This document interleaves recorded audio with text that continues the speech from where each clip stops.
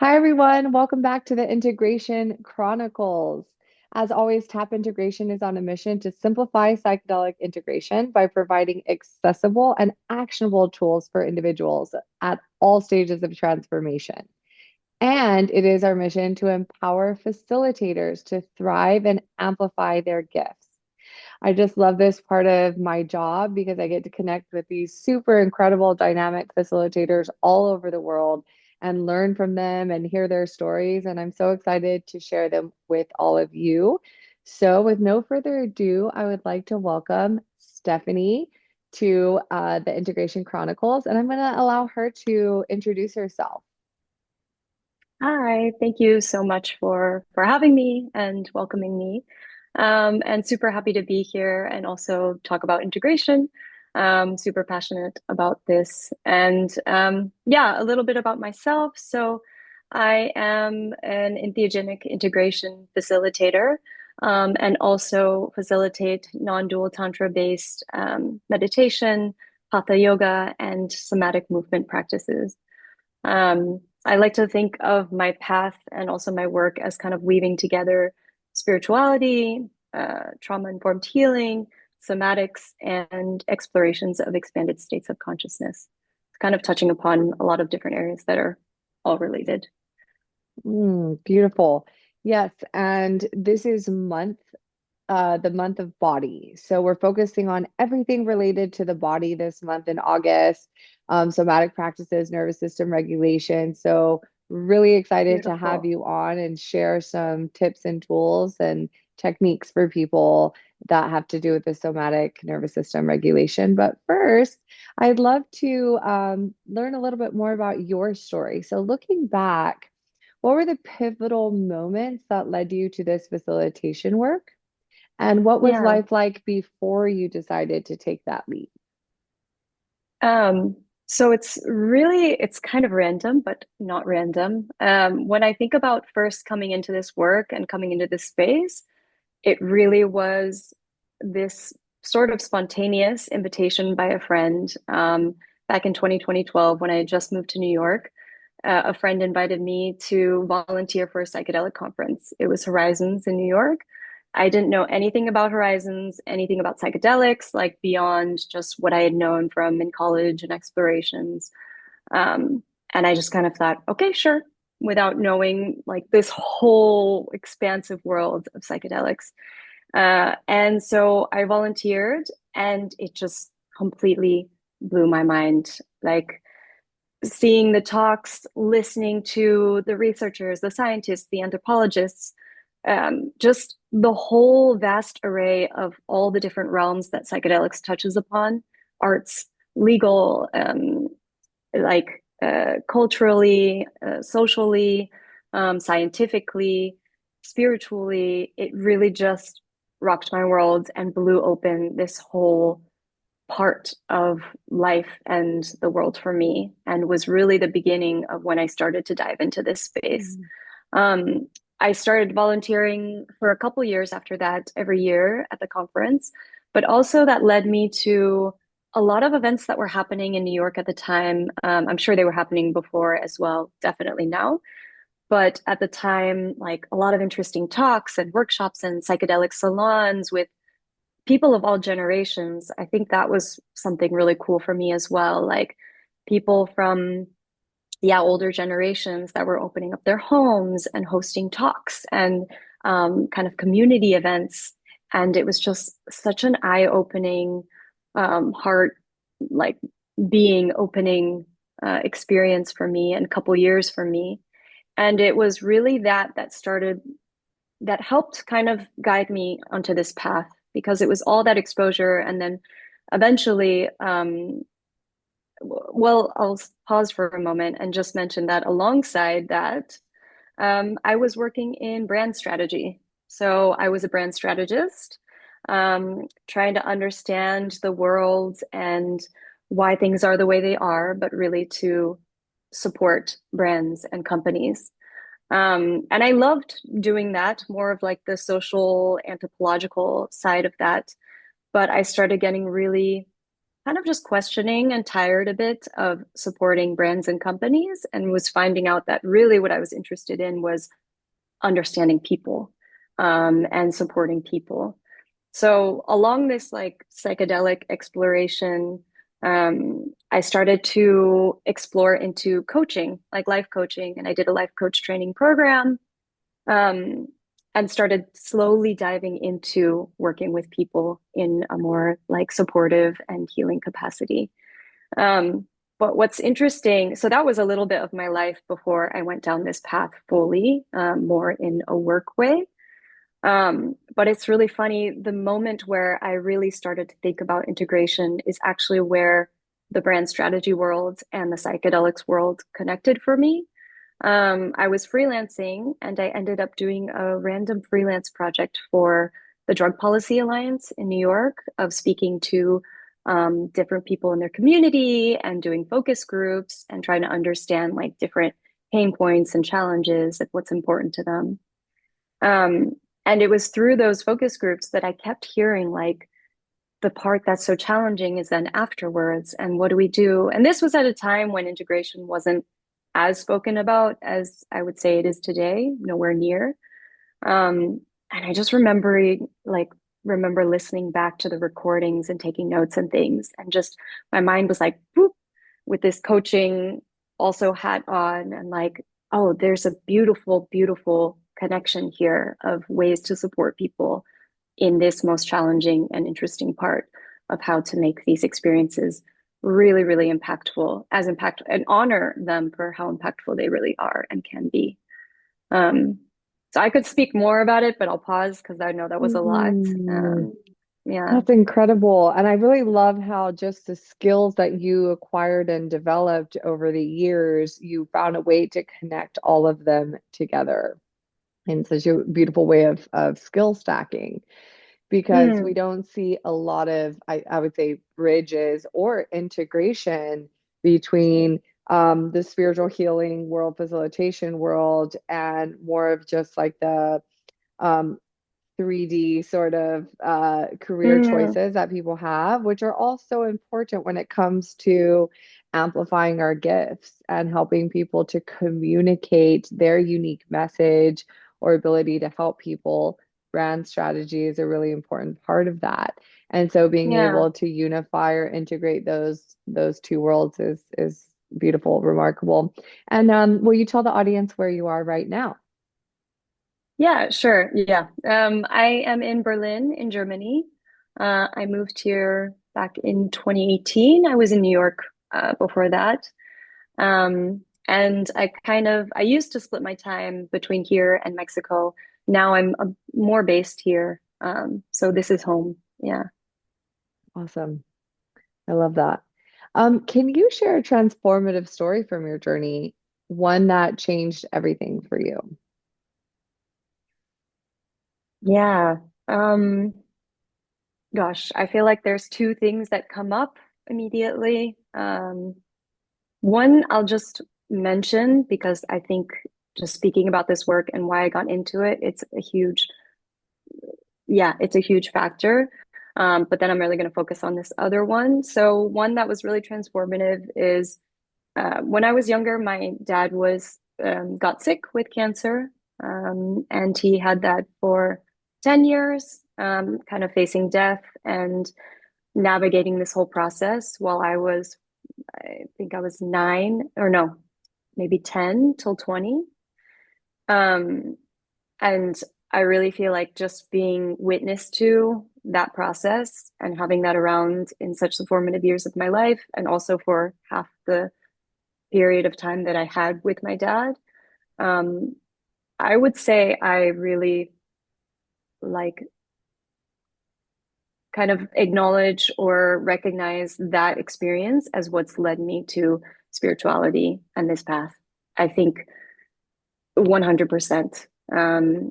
I look to it as the reason why I have this fascination with and interest and curiosity with understanding what is life, what's death, what does it mean to be alive, what is real and reality and beyond.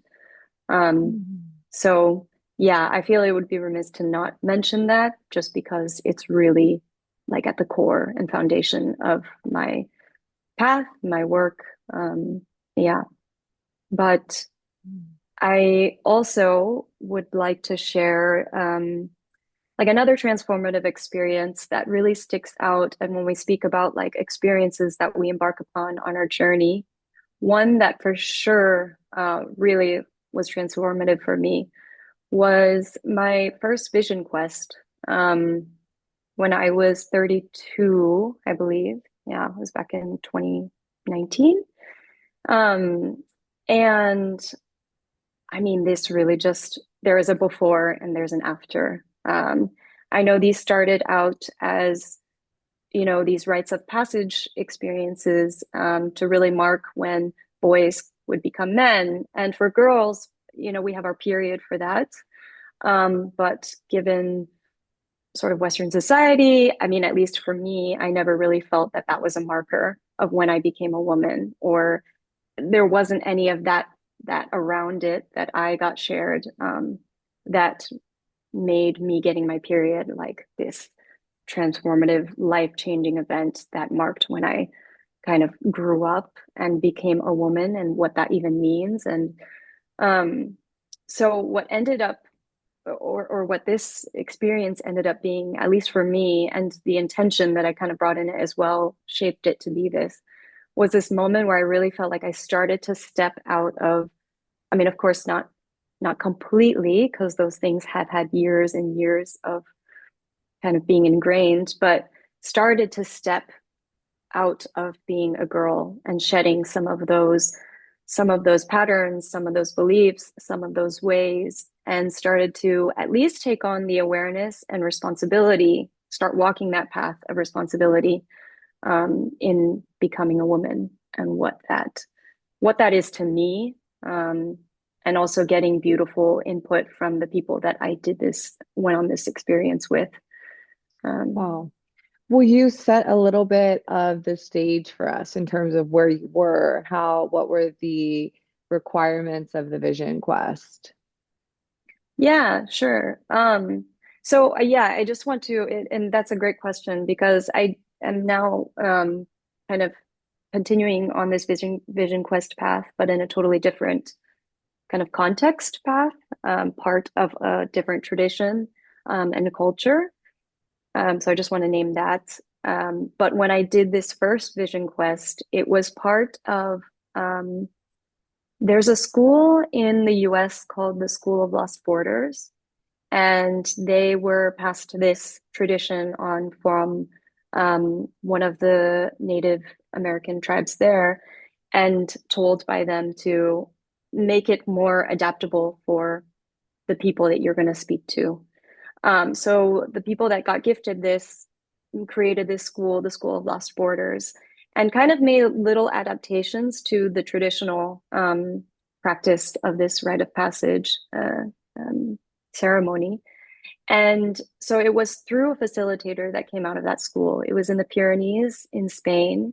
Mm. Um, and so because it was slightly adapted, it was a whole 10-day long thing. We had 3 days. I think there were like maybe 12 or 15 of us, maybe 12.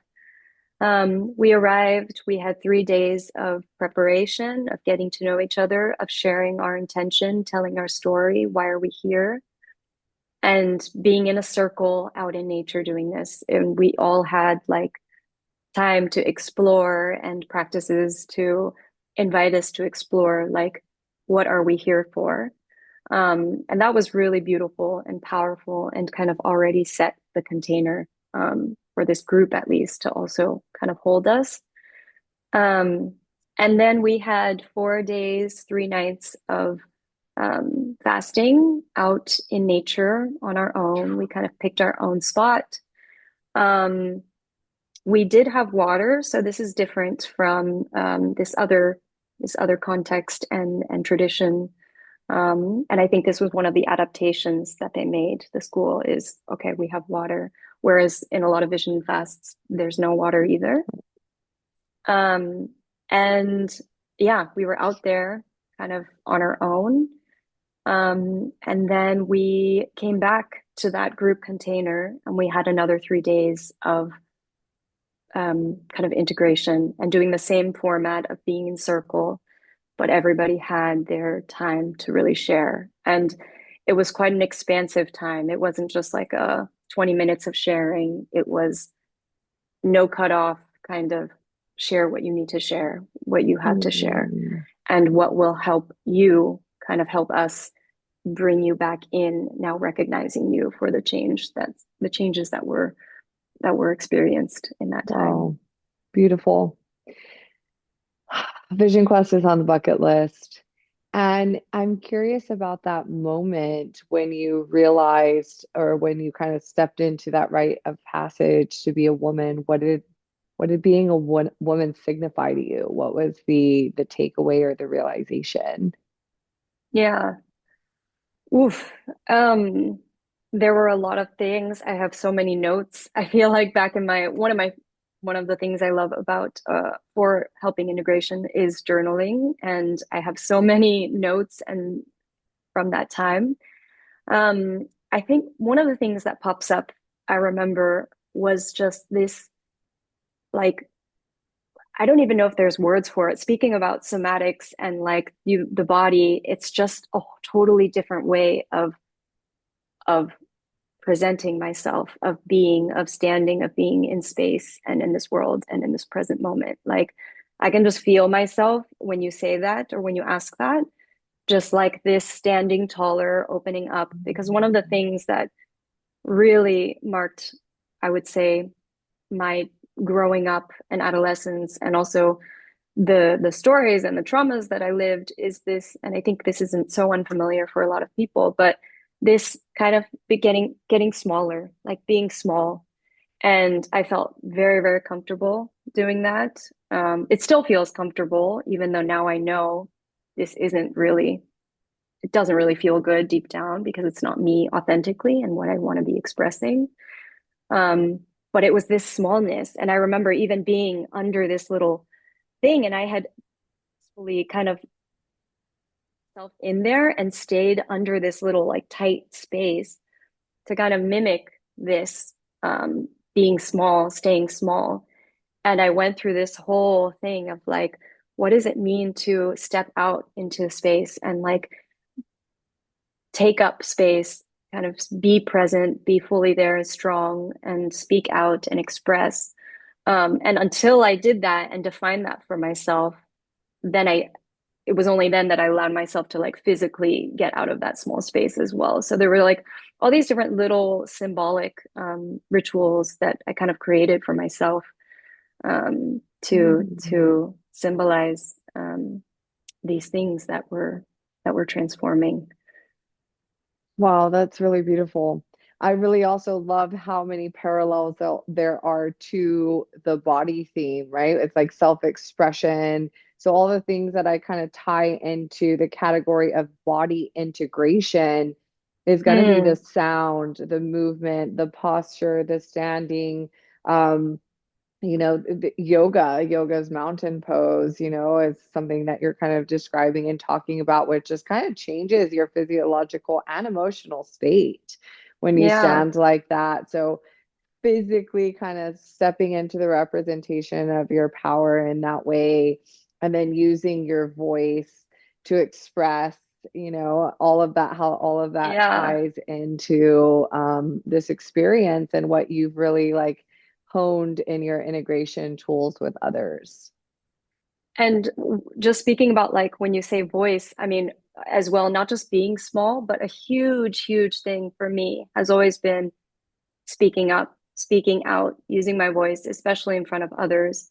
And I'll share one last thing about this experience. One of the things that was so beautiful, there was a woman there in the group who, before we started the ceremony, she shared that every morning she has her song and she sings with a drum and kind of connects back to herself and her song, and it connects her back to her essence and like why she is here, and that's how she starts the day. And that's something that she just shared with a few of us that happened to be sitting next to her and get this beautiful gift.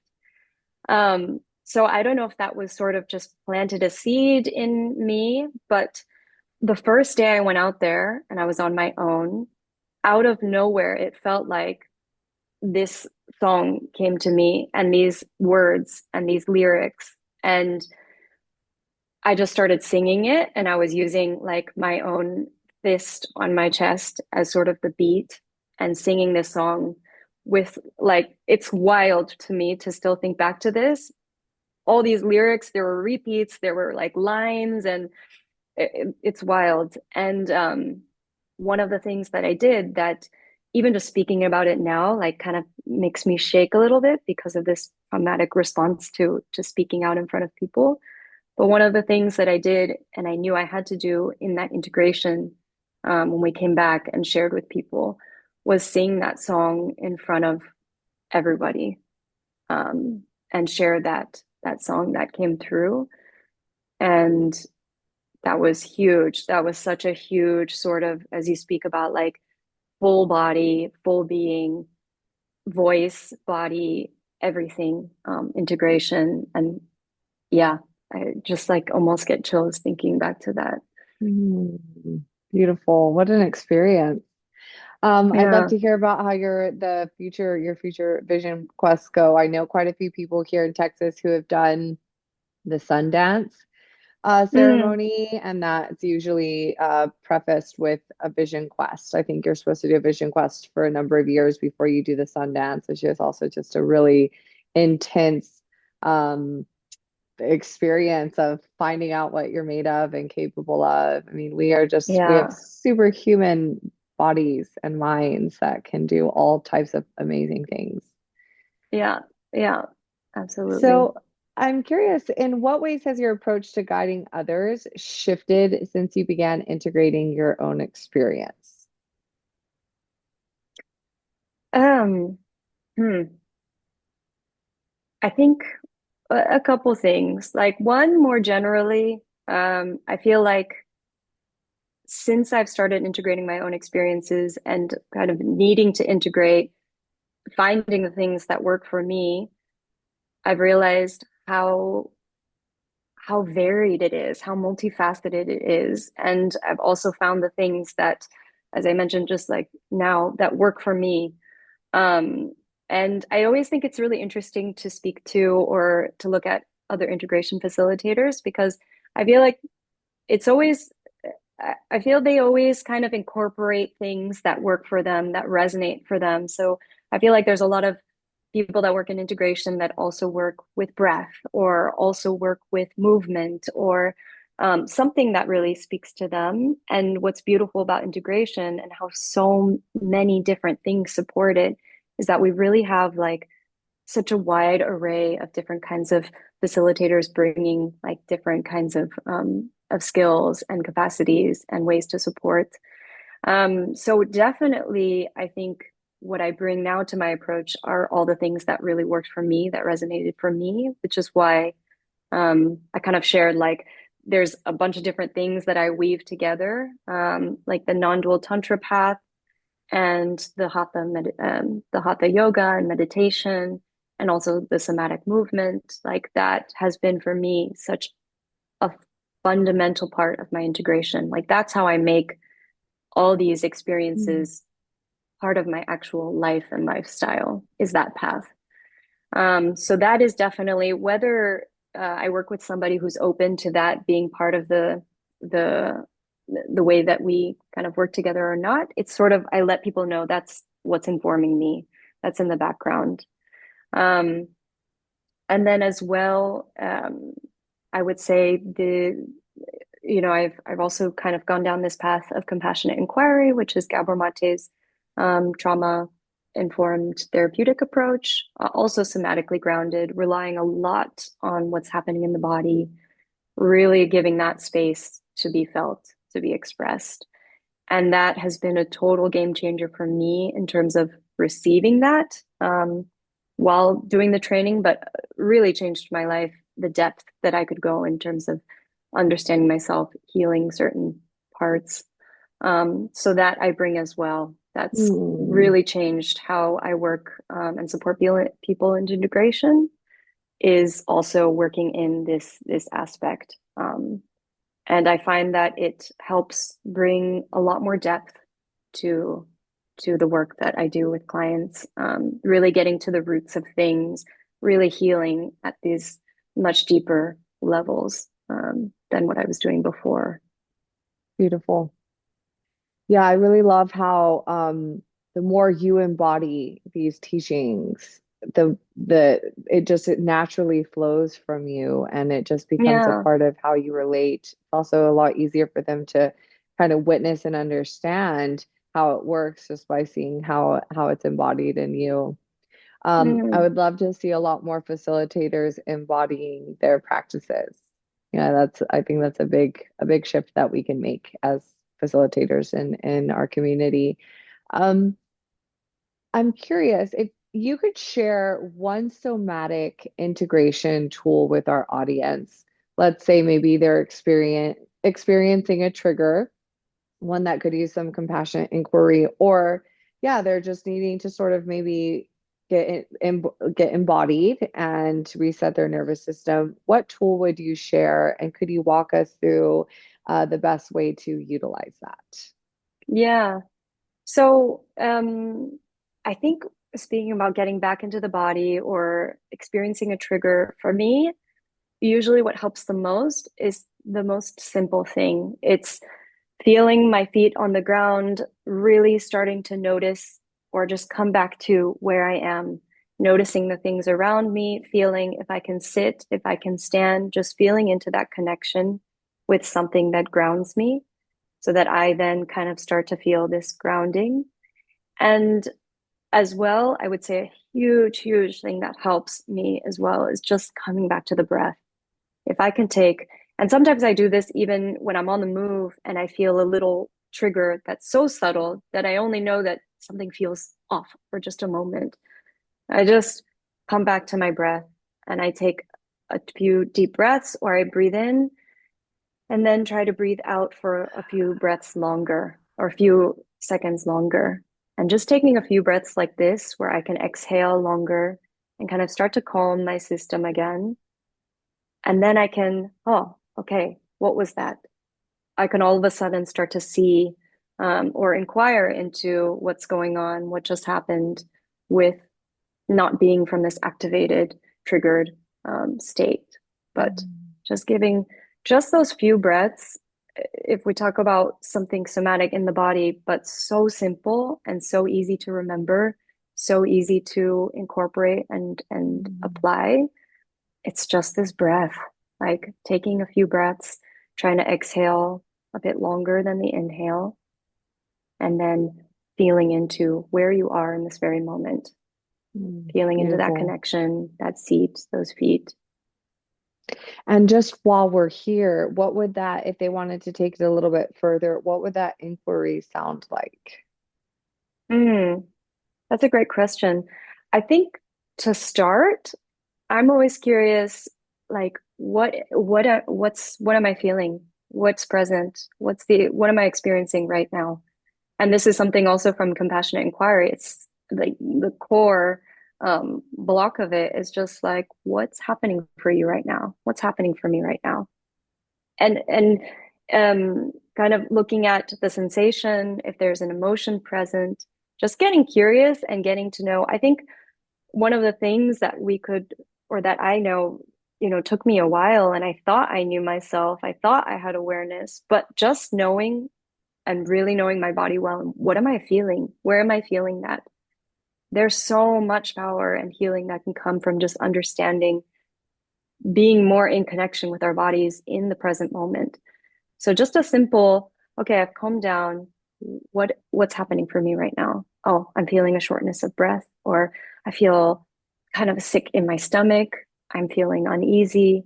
And just naming it, because that awareness is so helpful. And then from there, with that awareness, we can start to inquire even more, but really letting that be the doorway. Instead of getting to the head, jumping to the head, staying with the body, staying with the sensation, with the feeling, with the emotion, what's happening in your body right now. And that will surely lead us somewhere. Um, but I would just inquire there first. And sometimes we might find that it's hard to know, or that, oh, there's a blind spot in my vocabulary. Like, I don't know what I'm feeling, or I don't know where. Um, and that's just an invitation, like, okay, can I feel my feet? Can I feel my hand on my stomach? Okay, so then what more am I feeling? And sometimes, and this comes up with clients as well, like the words are hard to form, or I'm not sure what that feeling is. So maybe it's a color, maybe it's a texture, maybe an image comes to mind. Um, those are all super helpful as well. So really being open to however, yeah, whatever works for you. It doesn't have to be words. Sometimes that brings us back up to the head. So just staying with, oh, I feel like a blue, sticky substance in my stomach, or yeah. That makes so much sense. So just staying sensory focused will keep you more Mm-hmm. embodied. Well, that's Mm-hmm. beautiful. And it's just so clear that you become a master of regulating your own nervous system. I feel a very calm, grounded presence just by talking to you. And that just speaks volumes in terms of how well you know these techniques and frameworks and modalities. And I'm sure that translates into the impact that you're having with your clients. So, if Yeah. anyone of our listeners or readers is interested in working with you, is there any offerings that you can give to our TAP members? Yeah, absolutely. It's been such a gift to be able to be, yeah, welcomed here and be part of this community that you're building, which I find super beautiful. And I would love to offer whoever just mentions TAP, if you reach out to me, we can, yeah, have a 10% off of the sessions. That's awesome. Super generous of you. And as always, we'll include all of Stephanie's information in the newsletter, in the YouTube show notes where you can find this. If you have any questions and just want to dive deeper into somatic practices, that can be just a gigantic game changer. It'll change your relationships, your communication with people, your ability to be present, to be able to be tapped in, no pun intended. So, highly encourage people who are curious about this type of work to reach out to Stephanie. Stephanie, thank you so much for your time today and Thank for sharing your you. Thank story you with very us. much. Yeah, I I appreciate appreciate it. it. Thank you for having me. Bye, everyone. Bye. Oh, hold on.